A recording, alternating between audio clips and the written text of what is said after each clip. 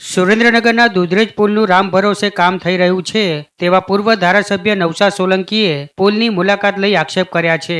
સુરેન્દ્રનગરના દુધરેજ નર્મદા કેનાલ પર નવીનીકરણ કરેલા પુલનું આજે પૂર્વ ધારાસભ્ય નવસા સોલંકીએ નિરીક્ષણ કર્યું હતું અને પુલ પર તિરાડો પડવા લાગી છે તેવા આક્ષેપ સાથે પુલ નિર્માણ કાર્યમાં યોગ્ય મટીરીયલ વાપરવામાં નથી આવ્યું તેમજ પુલનું સમારકામ ચાલી રહ્યું છે ત્યાં અથવા ટેન્ડર મુજબનું કામ ન થતું હોવાના આક્ષેપ કર્યા હતા।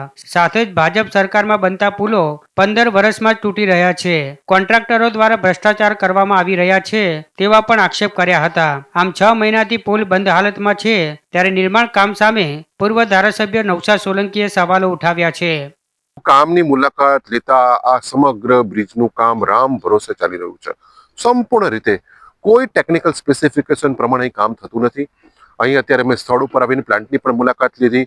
એ પ્લાન્ટની મુલાકાત લેતા થયા મટીરિયલના કોઈ ટેસ્ટિંગના એ સાધનો અવેલેબલ નથી। ફિલ્ડ ઉપર એ સાધનો અહીંયા હોવા જોઈએ, એ ફિલ્ડ ઉપર કોઈ જાતની લેબ પણ નથી, કોઈના ટેકનિકલ સ્ટાફ પણ નથી। અને આ જે મટીરિયલના ઢગલા હમણાં મેં જોયા, એ જ મટીરિયલના ઢગલાથી હમણાં 2 દિવસની અંદર એના ઉપર વેરિંગ કોટ કરવાના છે। ત્યારે સૌથી મોટો સવાલ એ થાય છે કે હલકી ગુણવત્તાવાળા મટીરિયલથી થતું કામ અને આવડું મોટું જે બ્રિજનું કામ થયું છે, આ સંપૂર્ણ કામ શંકાના દાયરામાં આવે છે।